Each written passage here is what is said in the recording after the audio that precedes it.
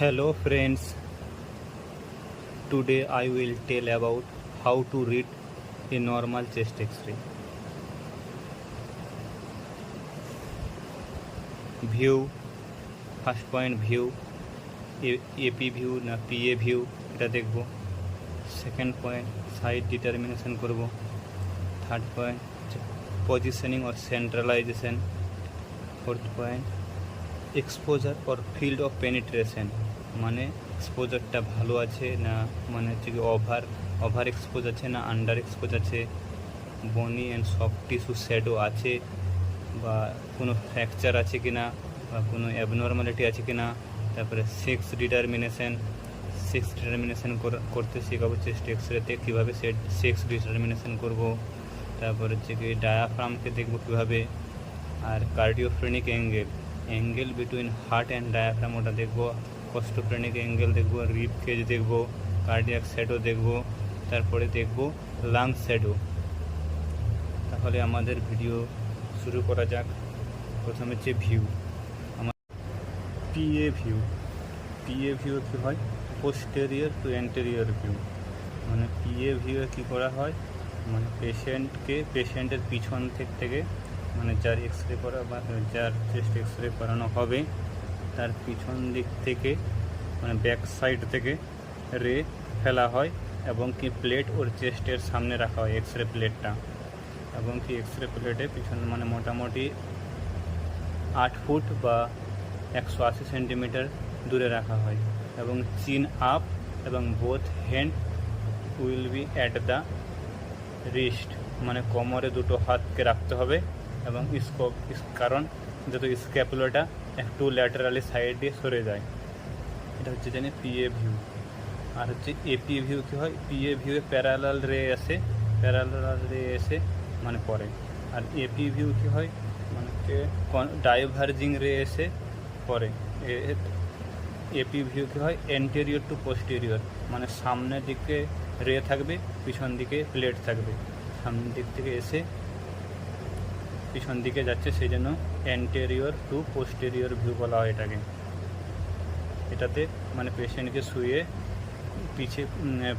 পিঠে প্লেট রাখা হয় এবং কি উপর দিক থেকে রে আসে। এবার তো বুঝলাম পিএ ভিউ আর এপি ভিউ। এবার এক্সরেতে কী করে দেখবো যে এটা পিএ ভিউ না এপি ভিউ। পিএ ভিউয়ের ক্ষেত্রে কী হয়, আমাদের পিএ ভিউ মানে হচ্ছে কি পিছন দিক থেকে রে আসছে, ব্যাক সাইড থেকে রে আসছে, তাহলে কী হবে আমাদের হার্টটা একটু ছোট দেখাবে। তারপরে হচ্ছে কি আমাদের লাংয়ের উপরে ক্লেভিকলগুলো আসবে, এখানে কোনো আমাদের স্ক্যাপুলার এক্সপ্রেশন আসবে না, স্ক্যাপুলার কোনো শ্যাডো আসবে না।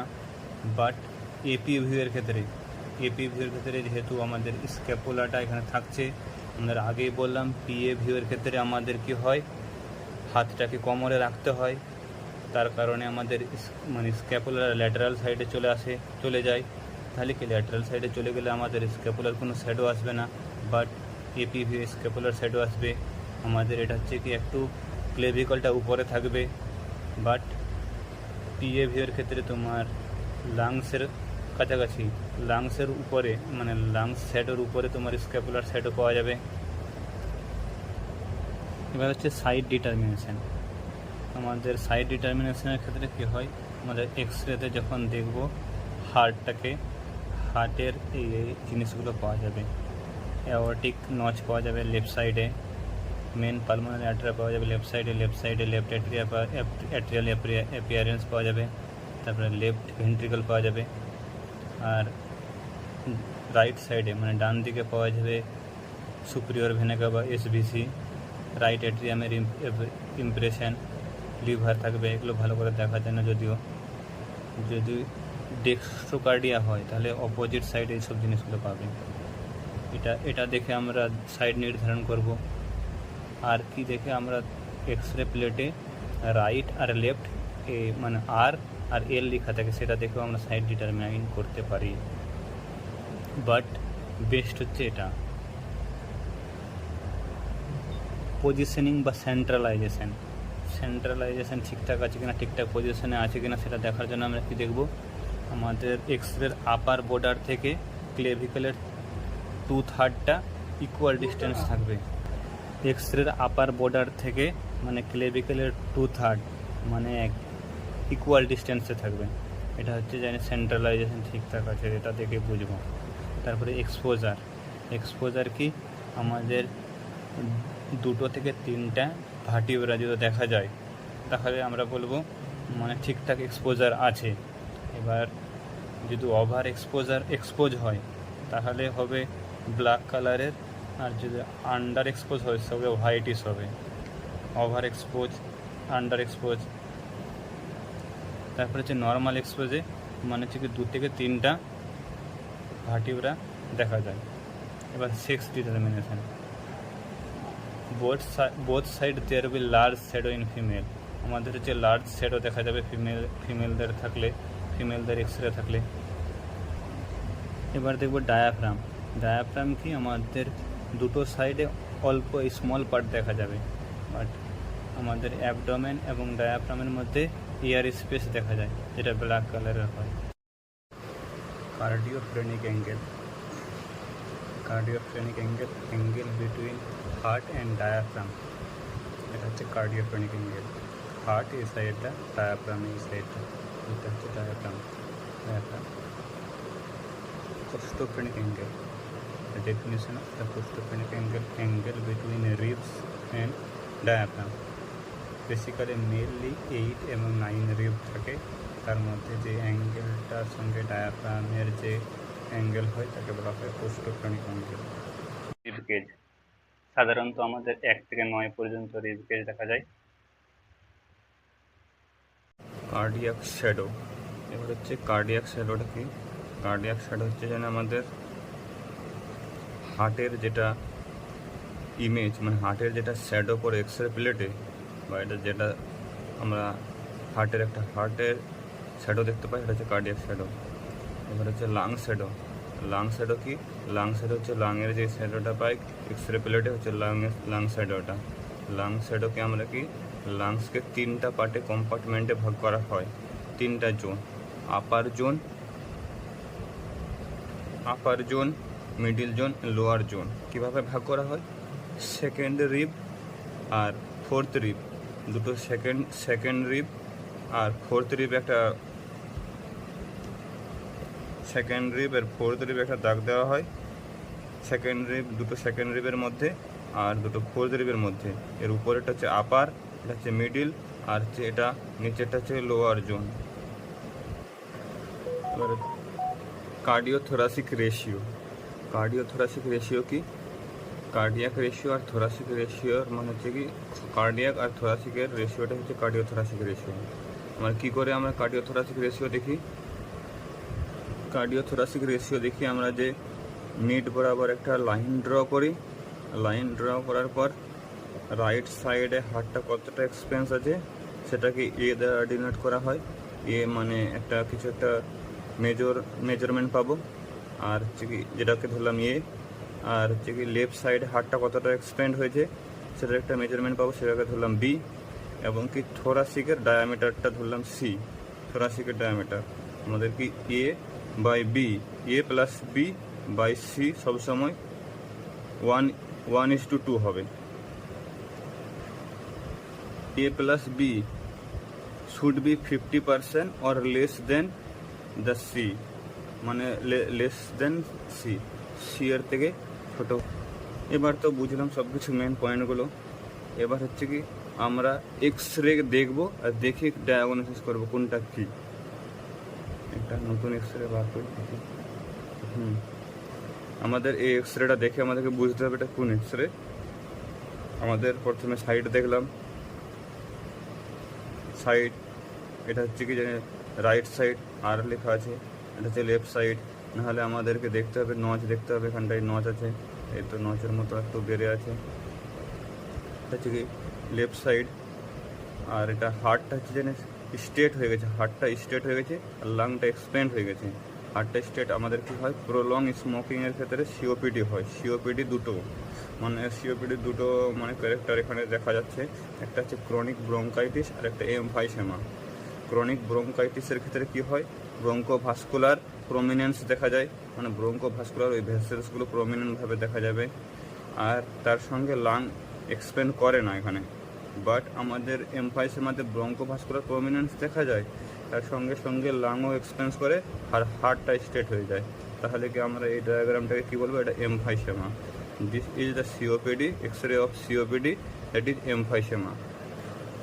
হ্যাঁ, এবার সেকেন্ড কেস বা সেকেন্ড এক্সারসাইজ কী দেখবো? সেকেন্ডের ক্ষেত্রে আমরা দেখবো এবার right side left side determine করলাম। এটা হচ্ছে রাইট সাইড, এটা লেফট সাইড। আমরা এক্স-রে প্লেটের সাইড দেখেও বুঝতে পারি, না হলে আমাদের স্ট্রাকচারগুলো দেখেও বুঝতে হবে এটা লেফট সাইড। এবার আমরা 3টা জোনে ভাগ করলাম, upper zone, middle zone and lower zone. এবার দেখবো কী কী পাচ্ছি আমরা এখানে। আপার জোন মানে এখানে অপাসিটি আছে right lower zone and parts of middle zone, মানে আমাদের রাইট আপার জোন আর হচ্ছে যে মিডিল জোনে ওপাসিটি আছে। আমাদের যদি লাং ক্যান্সার হয় তাহলে ওপাসিটিটা হোমোজেনাস হবে, মানে হচ্ছে কি সুষমভাবে ওপাসিটিটা থাকবে। বাট এখানে ইয়ার বঙ্কোগ্রাম মানে কি black dot in between white space, ও হোয়াইট স্পেসের মাঝে ব্ল্যাক ছোটো ছোটো ডট পাওয়া যাবে, ওটাকে বলা হবে ইয়ার ব্রঙ্কোগ্রাম আছে এখানে। আর হচ্ছে কি আমরা কী করে এবার ডায়াগনোসিস করব? এটা হচ্ছে একটা নিউমোনিয়ার কেস। আমাদের নিউমোনিয়া হচ্ছে ব্রঙ্কো নিউমোনিয়া হয়।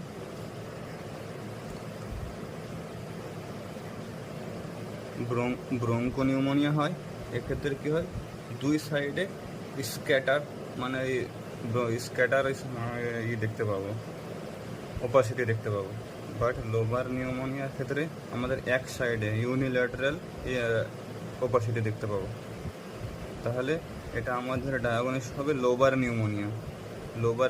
আবার কী আমরা এখানে মানে ডিফারেন্সিয়াল ডায়াগনোসিস পেতে পারি? এটা টিবি দেখতে পারি, টিউবারকুলাস নিউমোনিয়া দেখতে পারি, লাং ক্যান্সারও ডিফারেন্সিয়াল ডায়াগনোসিস করতে পারি। এবার জন্য আমরা কী দেখব? টিবির জন্য আমরা সিবি নেট করাবো, স্পুটাম টেস্ট করাবো, সব কিছু টেস্ট করে টিবি রুল আউট করব। তারপরে থার্ড কেসে কী দেখবো? এবার দেখলাম এটা রাইট সাইড, এটা লেফট সাইড। আমরা এখান থেকে লিখা দেখতে পারি, সেখান থেকে দেখতে পারি, বা কার্ডিয়াক নচ নেই, মানে এটা রাইট সাইড, এদিকে কার্ডিয়াক নচ থাকবে, অ্যাওর্টিক নচ থাকবে, এটা হচ্ছে লেফট সাইড। এবার হচ্ছে আমাদের পোস্টোফ্রেনিক অ্যাঙ্গেলটা দেখতে পাচ্ছি, কার্ডিওফ্রেনিক অ্যাঙ্গেলটাও দেখতে পাচ্ছি। তারপরে এখানে দেখা যাচ্ছে আমাদের আপার মিডিল জোনে লেফট লাঙে ওপাসিটি আছে, বাট লোয়ার জোনটা আছে ক্লিয়ার। লেফট লাঙে আপার আর মিডিল জোনে দেখা যাচ্ছে, বাট লোয়ার জোনটা ক্লিয়ার। এবার এয়ার বঙ্কোগ্রাম দেখবো, এয়ার বঙ্কোগ্রাম আছে কিনা। এয়ার বঙ্কোগ্রাম আছে, তো এয়ার বঙ্কোগ্রাম আছে, ব্ল্যাক ডটস। তাহলে কি এটা লোবার নিউমোনিয়া হতে পারে। এটা দেখবো লোবার নিউমোনিয়া কিনা। এটা হচ্ছে ডায়াগনোসিস হচ্ছে lobar pneumonia. If air বঙ্কোগ্রাম absent, যদি এয়ার বঙ্কোগ্রাম না থাকে, তাহলে আমরা এটা হচ্ছে কি পালমোনারি কার্সিনোমা বা লাং কার্সিনোমাও এটাকে ধরতে পারি। আমরা এই এক্সরেটার ক্ষেত্রে দেখবো, আমাদের এই এক্সরেটার লেফট সাইড রাইট সাইড নির্ধারণ করলাম। এটা রাইট সাইড, এটা হচ্ছে লেফট সাইডে যেহেতু অ্যাওর্টিক নচ আছে, তারপরে এই আছে, এদিকে বাল্জ আছে, লেফট এট্রিয়া, লেফট ভেন্ট্রিকল সব আছে। এটা হচ্ছে কি পোস্টোফ্রেনিক অ্যাঙ্গেল পেলাম আর কার্ডিওফ্রেনিক অ্যাঙ্গেল পেলাম। এবার দেখবো কি আছে। এবার আপার মিডিল লোয়ার জোনে ভাগ করলাম, দেখছি দুই সাইডেই আমাদের স্ক্যাটার ওপাসিটি আছে। আমরা আগের ভিডিওতে বলেছিলাম যে দুই সাইডে বোথ সাইডে যদি স্ক্যাটার ওপাসিটি থাকে, তাহলে সেটা কি হয়? Bronchopneumonia. তাহলে এটার চান্স কী হতে পারে? Bronchopneumonia. দেখি কি হয় এটা। যেহেতু diffuse opacity in upper middle and lower bilaterally small ওপাসিটিগুলো আছে, তাহলে কি এটা হচ্ছে আমাদের ব্রঙ্কো নিউমোনিয়া চাইল্ডদের ক্ষেত্রে হয়। এর ডিফারেন্সিয়াল ডায়াগনোসিস ডিডি কী হতে পারে? এর ডি হতে টিউবারকুলোসিস হতে পারে, বা যেটাকে বলা হয় ফাইব্রোমিলিয়াস টাইপ, বাট এটা আমি কারেক্টভাবে বলতে পারছি না, আপনারা একটু গুগল করে দেখে নেবেন কোন টাইপ, কিন্তু এর ডিফারেন্সিয়াল ডায়াগনোসিস হবে tuberculosis.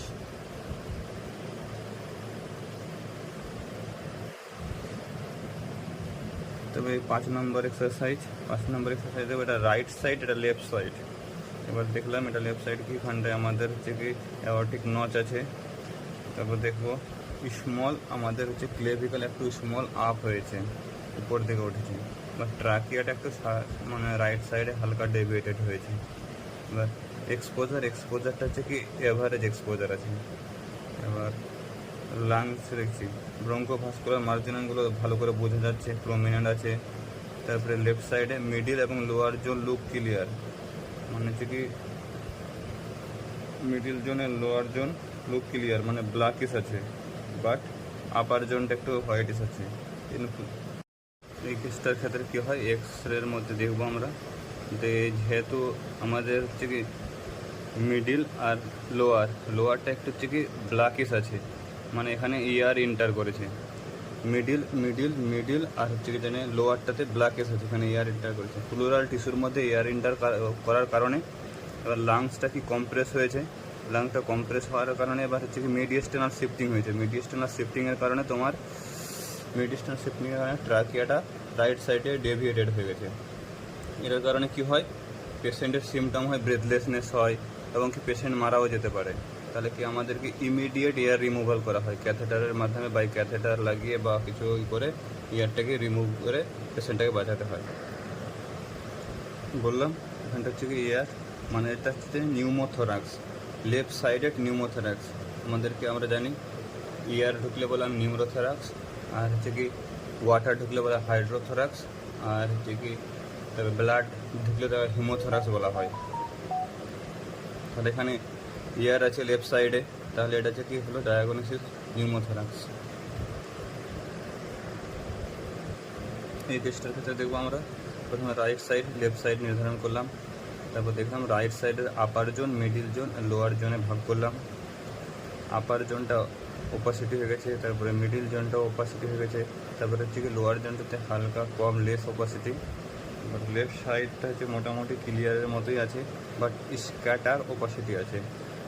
Right upper middle have opacity and the left also have scatter opacity is more in upper and middle zone, less in lower zone. upper আর মিডল জোন হচ্ছে কি স্ক্যাটার ওপাসিটিটা বেশি আছে, আর lower জোনটাতে কম আছে। আমরা বলেছিলাম যে ওপাসিটি থাকলে দুই সাইডে থাকলে আমরা কি বলেছিলাম,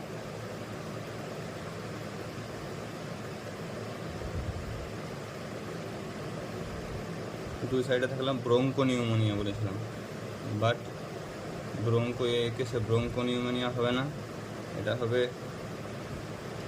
লোবার নিউমোনিয়া, কারণ এদিকটা থেকে একদম পুরো সুষম মানে হোমোজেনাস ওপাসিটি আছে, সেই জন্য এটা আমাদের লোবার নিউমোনিয়া হবে, tubercular type of lobar pneumonia. This is 7th exercise এবং কি লাস্ট ওয়ান। আমরা এটা দেখবো, এক্ষেত্রে দেখছি রাইট এবং লেফট দেখলাম, তারপর দেখছি প্রচুর হার্টটা এক্সপ্যান্ড হয়ে গেছে, এবং কি আমাদের একটু করে হালকা করে পোস্টোফ্রেনিক অ্যাঙ্গেলটা দেখতে পাচ্ছি, কার্ডিওফ্রেনিক অ্যাঙ্গেলটা অনেক উপরে উঠে গেছে। তাহলে এটা কী কেস হতে পারে, ডাইলেটেড হার্ট, ডাইলেটেড কার্ডিওমায়োপ্যাথি, মানে কি হার্টটা প্রচুর বেড়ে গেছে, তাহলে কি কার্ডিওমেগালি হতে পারে। কার্ডিওমেগালি এটা হচ্ছে পিএ ভিউ। এবার কার্ডিওমেগালির কজ কী হতে পারে, basically most common cause idiopathic, মানে হচ্ছে কি কারণ অজানা। তারপরে ডায়াবেটিসের কারণে হতে পারে, হাইপোথাইরয়েডের যে কারণে হতে পারে, অ্যামাইলোডিসিসের কারণে হতে পারে, পেরিকার্ডিয়াল ইফিউশনের কারণে হতে পারে, মানে পেরিকার্ডিয়ামের মানে হার্টের কভারিংটাকে কী বলা হয় পেরিকার্ডিয়াম, ওর পেরিকার্ডিয়াল ইফিউশনের কারণে হতে পারে। আমরা দেখছি যে হার্টটা প্রচুর বড় হয়ে গেছে, একদম এই খুব ম্যাসিভ কার্ডিওমেগালি হয়েছে। তাহলে কি আমরা কী করে এটা ডায়াগনোসিস করবো, আমাদের ইকোকার্ডিওগ্রাম করে ডায়াগনোস করবো।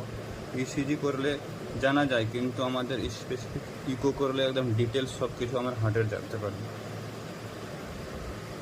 Thank you. subscribe my YouTube channel RLT Med Academy.